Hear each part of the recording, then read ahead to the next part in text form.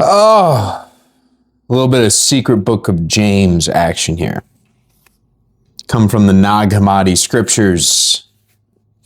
These are found in Nag Hammadi, Egypt, about 1945. I'm going to do a little reading from the book of James. This is called Being Filled and Lacking, 3:38 through 4:22. Then Peter answered, "Look, 3 times you have told us, 'Be filled,' but we are filled." The Savior answered and said, "For this reason I have told you, be filled, that you may not lack. Those who lack will not be saved. To be filled is good, and to lack is bad. Yet since it is also good for you to lack, but bad for you to be filled, whoever is filled also lacks. One who lacks is not filled in the way another who lacks is filled. But whoever is filled is brought to an appropriate end. So you should lack when you can fill yourselves, and be filled when you lack, that you may be able to fill yourselves more. Be filled with spirit, but lack in reason. For reason is of the soul. It is soul." Now, the first time I read that, it felt like I got a mild concussion, because that's kind of how Jesus speaks. He's like, I'm going to say a bunch of things, and it's going to be kind of cryptic, and you're not going to understand what I'm saying to you, which is wonderful. I love that. It means it's kind of open to interpretation, and when things are open to that, it allows Spirit to come through you, which is mainly what I see him getting at here. Especially at the end part, when he says, be filled with spirit, but lack in reason, for reason is of the soul. I'm going to translate soul to ego. Because when we are filled with ego, we are lacking in spirit. There is a distinction between spirit and ego. All of us that are humans, we all have souls. But we like to look at that ego mind that we're born with, that shape us, that program us, as the end-all be-all. That is our soul. But in fact, spirit is the true soul that we are all searching for. And most of us lack that portion because we've given so much of our conscious energy to the ego. We let the ego control our lives. We let the ego shape our relationships. We let that ego mind that has been programmed via our parents, our friends, the school systems, religious teachers, childhood, news programming, TV, whatever it is, everything these days, it creates a box. And this box is where we play within. That's what we sort of see as our own personal subjective matrix. It decides what we're able to do in life and what we're not able to do. And, we can be friends with these people over here, but not these ones over here. And so we find ourselves utterly lacking in spirit. And so kind of what Jesus, I think he's getting at a lot here is there's this one line, one who lacks is not filled in the way another one lacks is filled, but whoever is filled is brought to an appropriate end. So you should lack when you can fill yourselves, and be filled when you lack, that you may be able to fill yourselves more. So the entire concept of this filling of spirit is not the same for everybody, is beautiful.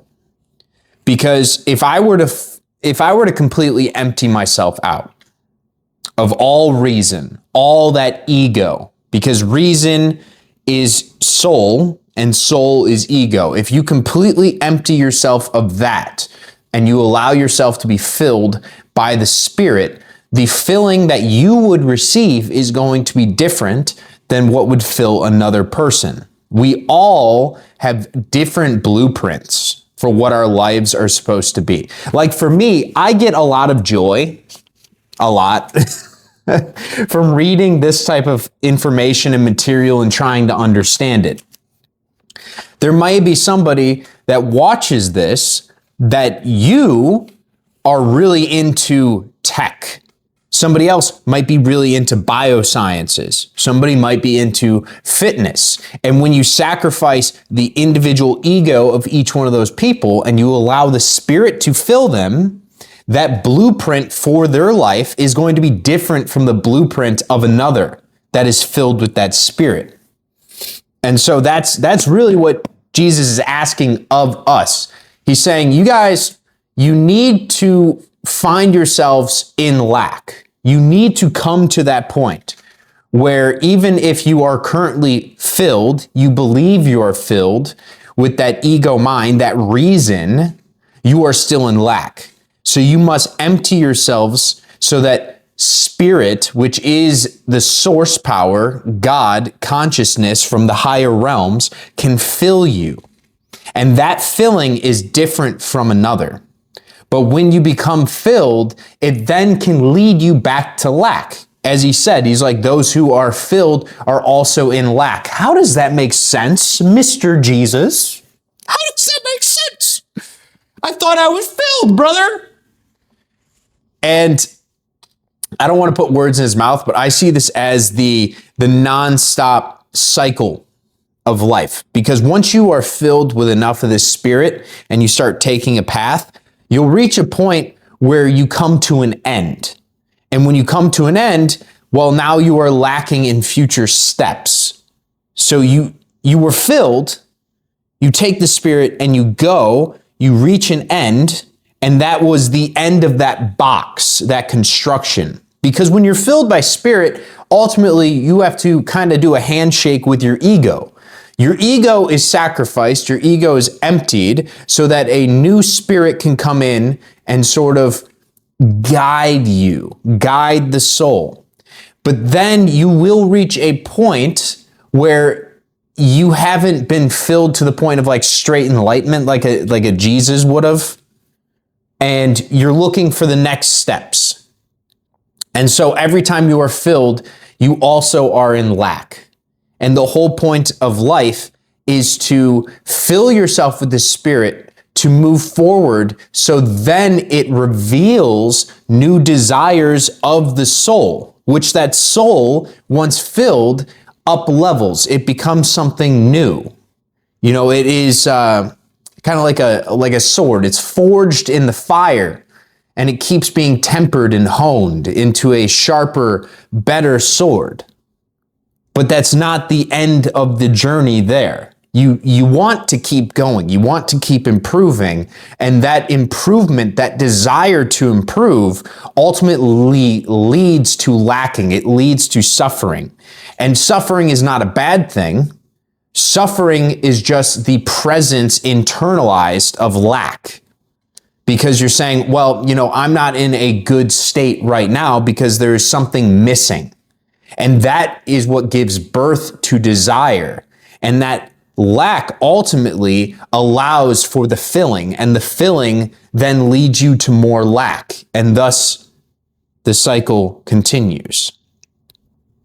So I think this is very beautiful and complex little reading. Who knows? Maybe I don't know what I'm talking about, but it does seem like Jesus is kind of giving us the answers of what the whole objective of life is, and that we shouldn't beat ourselves up if we are in lack, for lack only leads us to be filled.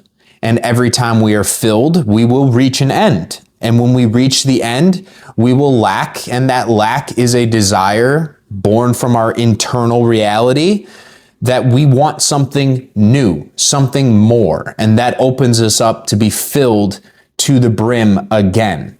Every single time we are filled and go to the extent of our limitations, the edge of that box, the edge of that matrix that we've constructed, we can pound through it, but then we must be filled with more Spirit to expand even more. I think that's beautiful.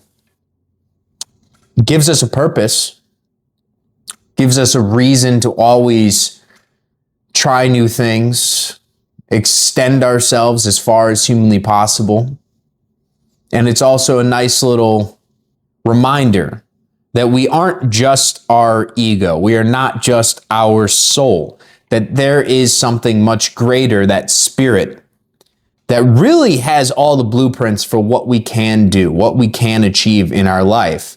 And we need to be filled with that. And we need to lack in reason, because reason is of that ego. Reason will tell you, it will argue with you to keep you stuck, to protect the ego. Ego will always want to protect itself, even if it's necessary for you to sacrifice your own happiness and your own expansion. That old version of you will always come up with excuses. It will always tell you, oh no, don't do that.